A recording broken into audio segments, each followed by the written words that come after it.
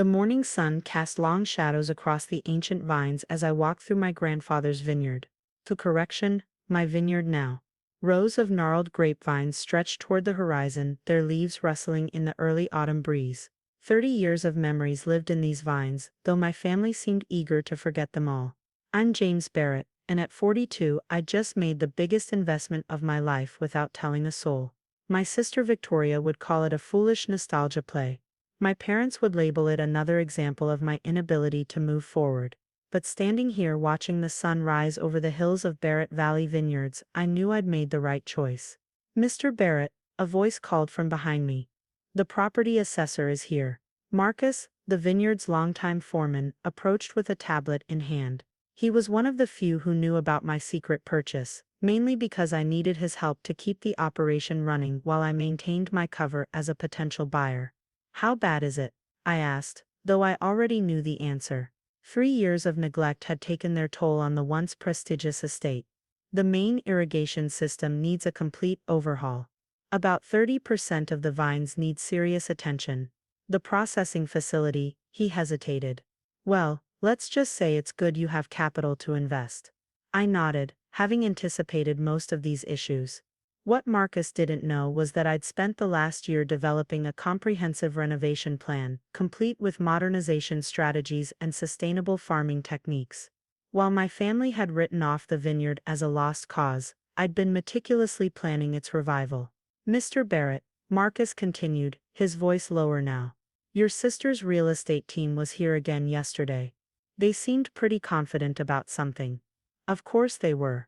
Victoria had been trying to sell the vineyard to developers for months, not knowing I'd already secured controlling interest through a series of quiet purchases from various family members who'd inherited shares over the years. "When's the family meeting?" Marcus asked. "Tonight," I replied, checking my watch. "Victoria's called everyone together to discuss the vineyard's future. Should be interesting." Marcus gave me a knowing look.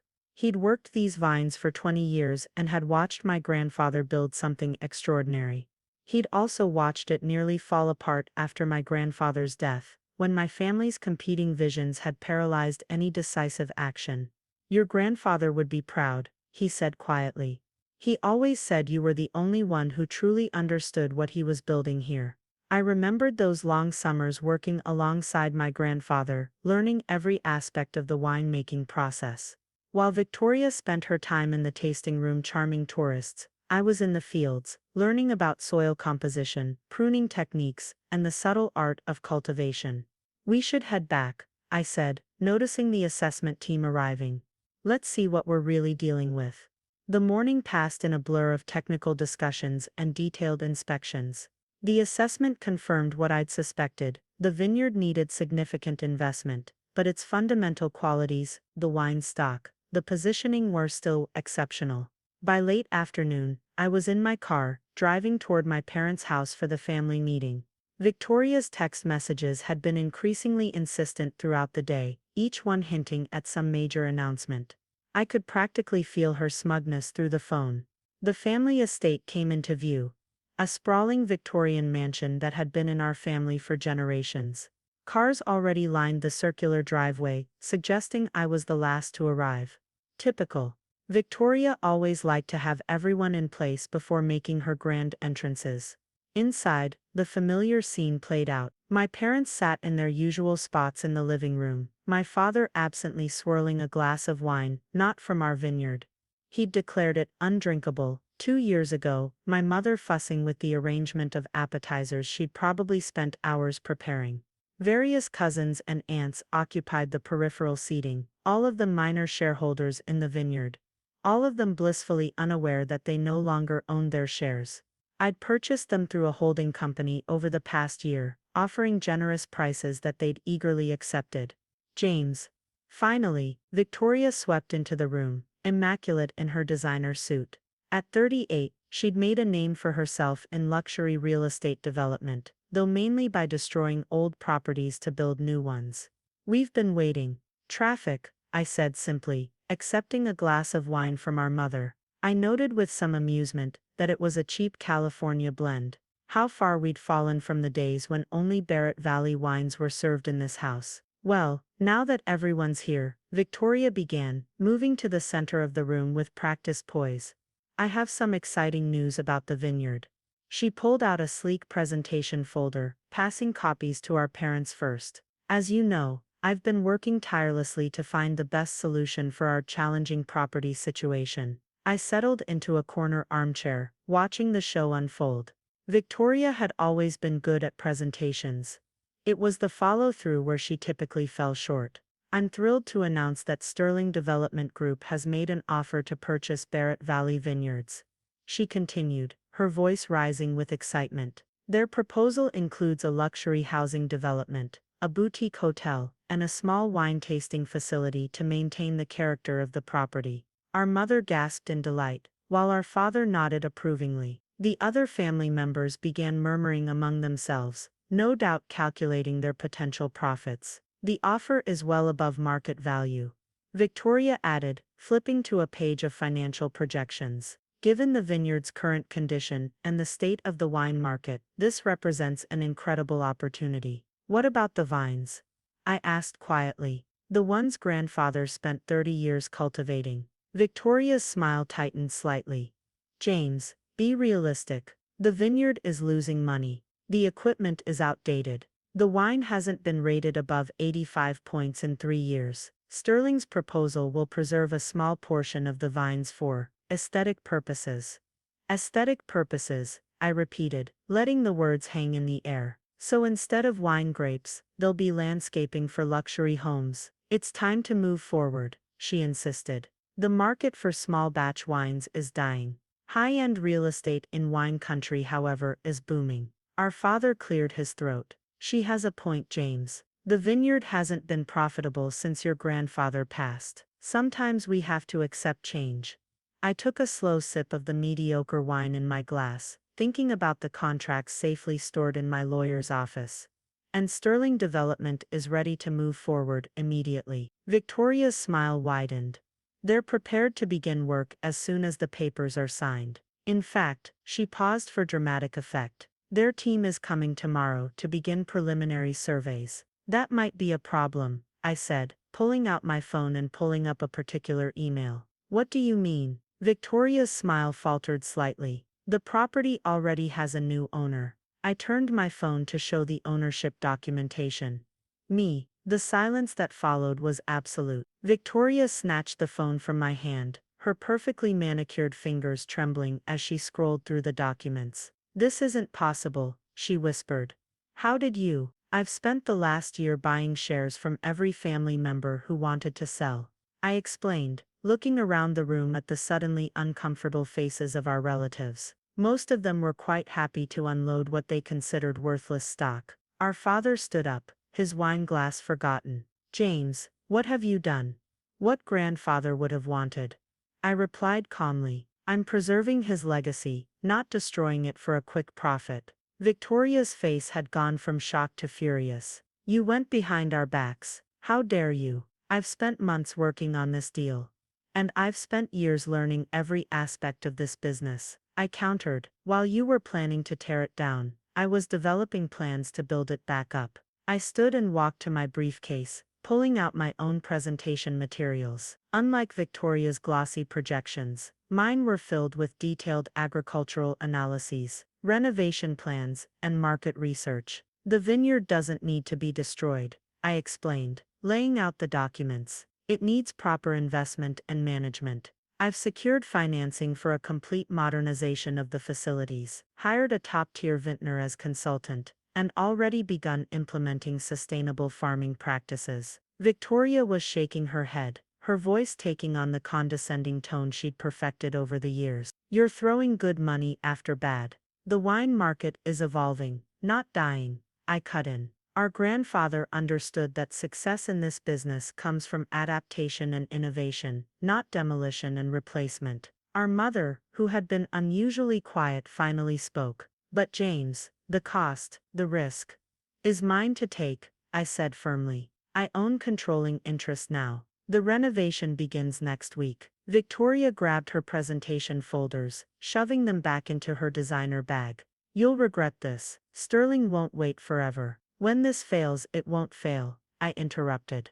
Because unlike you, I actually know this business. I've lived it, and more importantly, I believe in it. As my sister stormed out of the room, our relatives began to filter out, many of them avoiding my eyes. They'd sold their shares without consulting anyone, and now they were realizing what they'd given up. My father approached me last, his expression unreadable. Your grandfather always said you had his spirit, he said quietly. I never really understood what he meant until now. He taught me everything I know about the vineyard, I replied. While everyone else saw it as a burden, he showed me its potential. Looking out the window at the setting sun painting the distant vineyard hills in golden light, I could almost hear my grandfather's voice. Wine isn't made in a day, son. It takes patience, dedication, and most of all faith in what you're building. I had all three in abundance, and now finally I had the chance to prove it. The first month of renovation at Barrett Valley Vineyards revealed challenges even I hadn't anticipated.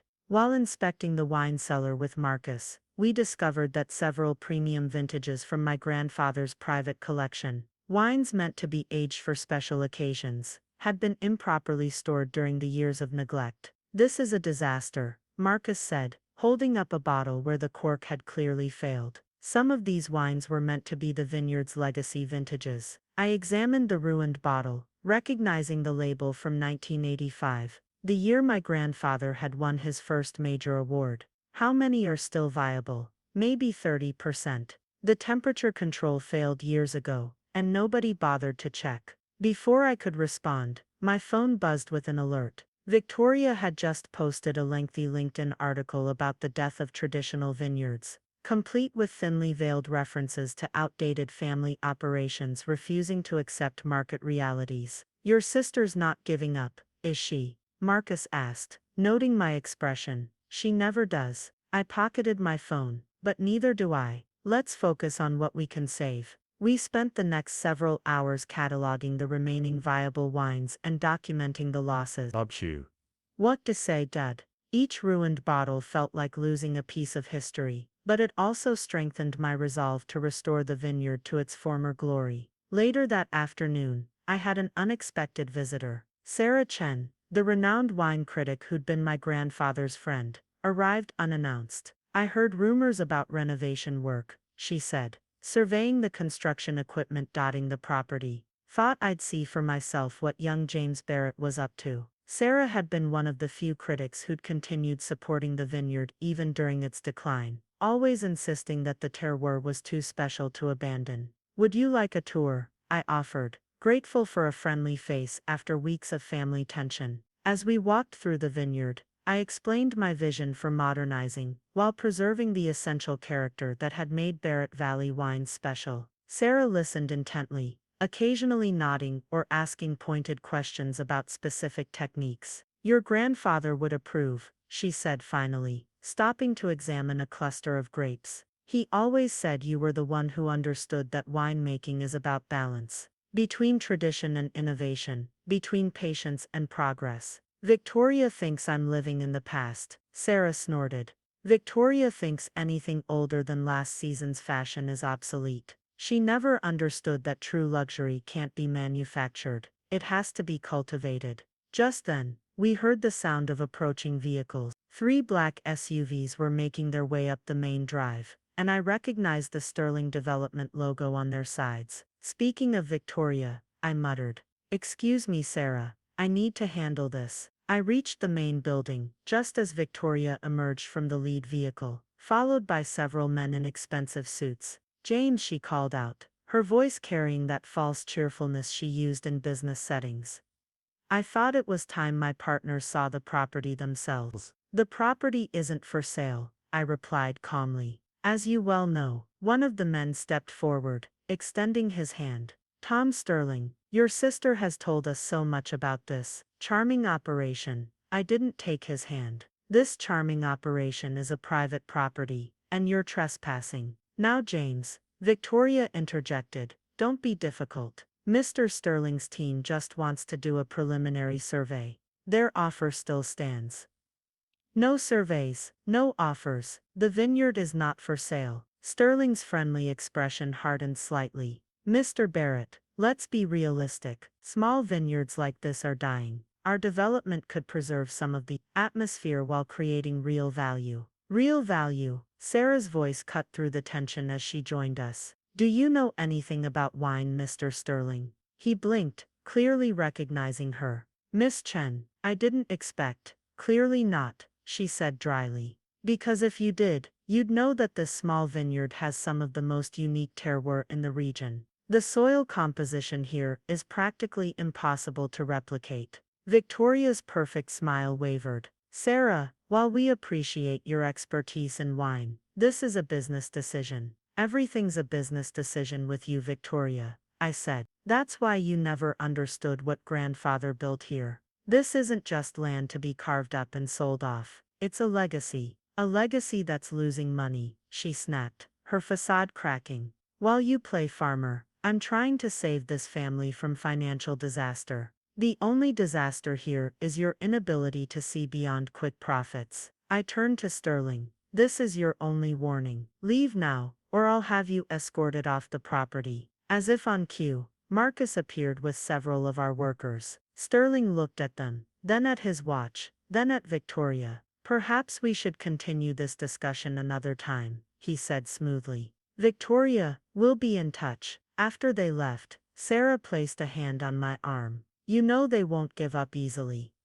I know. I watched the SUVs disappear down the drive. But neither will I. That evening, as I was reviewing renovation plans in my grandfather's old office, I found a letter he'd written to me years ago, tucked inside a book about vintage cultivation techniques. The paper had yellowed with age, but his words were as clear as ever. James, my boy, remember that wine is like truth. It can't be rushed, and it can't be faked. When others push for quick returns, stand firm in your conviction that some things are worth the wait. This land has stories to tell, and you're the one I trust to tell them. I folded the letter carefully and placed it in my desk. Tomorrow would bring more challenges, more resistance, more attempts to derail what I was building. But sitting there, surrounded by the evidence of my grandfather's life's work, I knew I was on the right path. The real question was, how far would Victoria go to stop me? The first signs of Victoria's retaliation came subtly. Local suppliers suddenly became hesitant to work with us, citing scheduling conflicts. Then our loan application for additional renovation funding was mysteriously delayed. The pattern was clear. My sister was using her business connections to make things difficult. But she'd forgotten one crucial detail. I'd spent years building my own network in the wine industry, relationships formed through genuine interest rather than manipulation. I was discussing these challenges with Sarah Chen over a bottle of one of our surviving vintage reserves when my phone buzzed with an urgent message from Marcus. The water's been cut off, he reported, his voice tense. County says there's an issue with our irrigation permits. Sarah raised an eyebrow as I explained the situation. Let me guess, the complaint came from a development company, Sterling Development's Environmental Division. I confirmed. They're claiming our water usage threatens local wildlife. The same wildlife they'd displace with their luxury homes. Sarah shook her head. Your sister's getting desperate. I was already dialing my lawyer's number when Victoria herself walked into the tasting room, looking triumphant. Water problems? She asked innocently. That must be difficult during harvest season. You know, for someone who claims to care about family legacy, you're working awfully hard to destroy it. I said, studying her carefully. I'm trying to save us all from your stubborn romanticism, she snapped. Look around, James. This place is dying. Sterling's offer won't last forever. Neither will their development. Sarah interjected. But these vines, with proper care, they'll produce exceptional wines for generations. Victoria turned to her, eyes narrowing. Why are you really here, Sarah? Surely a critic of your standing has better things to do than champion a failing vineyard. I'm here because your brother understands something you never did. Sarah replied calmly. True value isn't built in a day. It's cultivated over years, decades even. How poetic, Victoria sneered. Perhaps you can put that in your next review of our mediocre wines. I stood up slowly. Our wines aren't mediocre, Victoria. They were neglected. There's a difference. Keep telling yourself that, she said, turning to leave. But when the bank starts calling about those loan payments, remember, I tried to help. After she left, I walked out to the vineyard, needing to clear my head. The late afternoon sun cast long shadows through the vines, and despite the water's shutdown, the grapes were thriving. We'd modernized the irrigation system just in time, making it far more efficient than the county's outdated records showed. My phone buzzed again. This time with unexpected good news. Our lawyer had not only resolved the water permit issue but had uncovered evidence of Sterling Development's involvement in filing the false complaint. "Your sister's getting sloppy," Sarah commented when I told her. "She's used to people backing down when she applies pressure." She never did understand the difference between pressure and persistence. I agreed. Grandfather tried to teach us both, but she was always looking for shortcuts. That evening I called an emergency meeting with our core team. Marcus, our new vintner consultant, and several longtime employees gathered in the main office. "Victoria's going to keep coming after us," I explained, "but we have something she doesn't. Actual knowledge of this business and its potential." I laid out our strategy: accelerated renovation of key facilities, aggressive marketing of our upcoming vintage, and a complete documentation of our sustainable practices. If Victoria wanted a war of attrition, she'd find we were better prepared than she thought. "There's something else," Sarah added, pulling out her tablet. "I wasn't going to mention this yet, but I've been working on a feature article about heritage vineyards in crisis. Barrett Valley is going to be my central focus." As a success story, the implications were clear. Once Sarah's article was published, it would be much harder for Sterling Development to paint us as a failing business ready for demolition. Late that night, as I was finishing up paperwork, I found another of my grandfather's old notebooks. Inside was a detailed analysis of every vintage he'd produced, including notes about failures and lessons learned. One entry caught my eye. 1992. Worst drought in decades. Victoria said we should sell. James suggested we deep plant new rootstock. The boy understands. Sometimes the hardest times reveal the strongest vines. I smiled, remembering that year. I'd been just starting college, but I'd spent every weekend at the vineyard, helping implement the deep planting strategy. The resulting wines had been some of our best. A knock at the door interrupted my reminiscence. To my surprise, it was our father. "Your mother's worried about you," he said, settling into a chair. "She thinks this fight with Victoria is tearing the family apart." "Victoria's doing that all on her own," I replied, "by trying to destroy what grandfather built." He was quiet for a moment, looking around the office that had changed little since my grandfather's time. "You know, he told me once that he named the vineyard Barrett Valley not just because of our family name, but because he wanted it to be something that united us. A legacy we could all share. And now I'm watching my children tear each other apart over it." He sighed heavily. "But I'm starting to think maybe that's because only one of you truly understood what he was building here." Before I could respond, my phone lit up with multiple notifications. Victoria had just announced a press conference for tomorrow morning to discuss the exciting future of Barrett Valley. "She's going to try to force our hand publicly," I said, already drafting emails to our PR team. My father stood up, straightening his jacket. "Do you want my advice?" I looked up, surprised. He'd been notably absent from most of our recent conflicts. "Let her have her press conference," he said. "But remember what your grandfather always said about wine and truth. They both come out in their own time." I finished the familiar phrase. He nodded. "Show them the truth, son. Not just about the vineyard, but about why it matters." As he left, I looked out at the darkened vineyard, its rows barely visible in the moonlight. Tomorrow would bring another battle in this ongoing war, but for the first time, I felt certain about more than just victory. I understood now that this wasn't really about saving a vineyard. It was about proving that some things can't be reduced to simple profit and loss. Some things have to be believed in, worked for, and given time to reach their full potential. Victoria had never understood that, but tomorrow everyone else would. The morning of Victoria's press conference dawned clear and crisp. I stood in the restored tasting room, watching reporters and local business leaders arrive, each one directed by Sterling Development staff toward a temporary stage set up near the main building. Victoria had chosen her backdrop, well, mispositioning the speakers so that the most neglected section of the old storage facilities would be visible behind them. What she didn't know was that we'd been busy all night, preparing our own version of the truth. Ready? Sarah asked, joining me at the window. I nodded, checking my watch. Everything in place. Your father's keeping Victoria distracted. Marcus has the teams positioned. It's time. As Victoria took the stage, looking polished and confident in her designer's suit, I moved quietly through the crowd with Sarah. Our own team members were strategically placed throughout the audience, each one ready to play their part. Ladies and gentlemen, Victoria began, her practiced smile gleaming.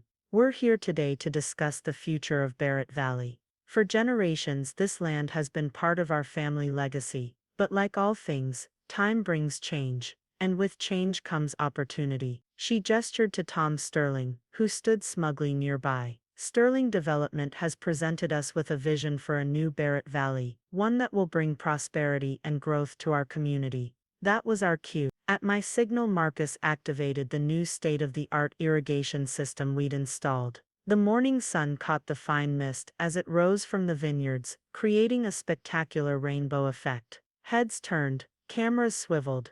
What you're seeing, I said loudly, stepping forward, is the future of Barrett Valley, not as a collection of luxury homes, but as a revitalized heritage vineyard embracing sustainable farming practices. Victoria's smile froze as I walked to the stage. Behind her, on my signal, our workers pulled away the tarps, covering the newly renovated storage facility, revealing gleaming modern equipment through the vast glass walls. My sister talks about change. I continued, addressing the crowd directly. But she's forgotten what our grandfather knew. That real change isn't about destroying the old to build the new. It's about honoring tradition while embracing innovation. Sarah stepped forward, then distributing copies of her just-published article to the journalists present. I could see Victoria's face growing darker as she realized how thoroughly she'd been outmaneuvered. Barrett Valley isn't just land to be developed, I said. It's a living testament to the art of winemaking.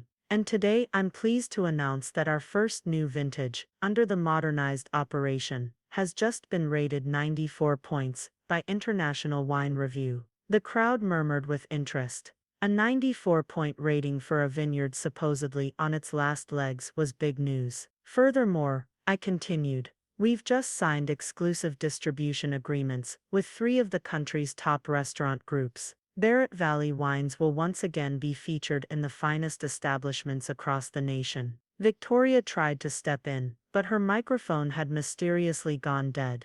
In the confusion that followed, I noticed our father standing at the back of the crowd, holding what appeared to be a disconnected audio cable. He gave me a slight nod. The choice isn't between tradition and progress, I concluded. It's between quick profit and lasting value.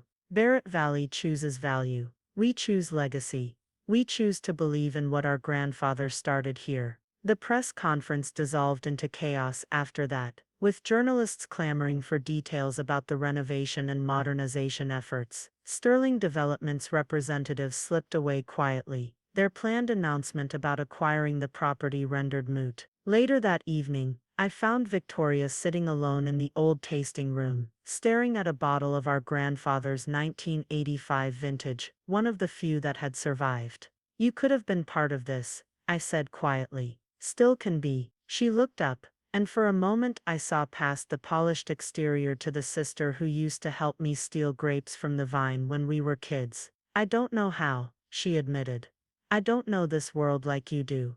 Then learn. That's what grandfather wanted for both of us. She picked up the bottle, studying the label. He always said you had the patience for it.